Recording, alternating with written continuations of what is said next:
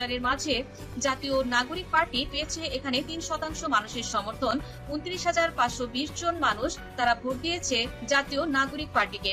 তো দর্শক, এখানে আপনারা দেখতে পাচ্ছেন বর্তমানে বিএনপির প্রতি সমর্থন জানিয়েছে দেশের ২৫% জনগণ, অর্থাৎ মোট ভোটার ৯,৮৪,০০০ ভোটারের মাঝে বিএনপি বা জাতীয়তাবাদী দল তারা পাচ্ছে ২৫% মানুষের সমর্থন, অর্থাৎ ২,৪৬,০০০ ভোটারের সমর্থন পেয়েছে বাংলাদেশ জাতীয়তাবাদী দল বিএনপি। দর্শক বন্ধুরা, এখানে আপনারা দেখতে পাচ্ছেন জামায়াতে ইসলামী বাংলাদেশ ৯,৮৪,০০০ ভোটারের মাঝে এখানে ভোট পেয়েছে ১৪% মানুষের সমর্থন।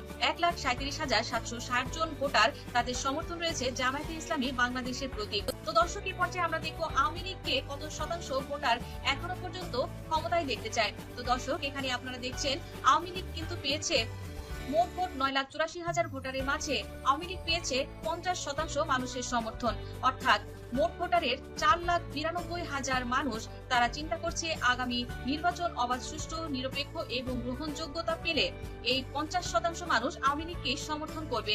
তো দর্শক, এখানে এটা আল জাজিরার একটি জরিপ, নির্বাচনের বর্তমান পরিস্থিতি সুন্দরভাবে তুলে ধরা হয়েছে।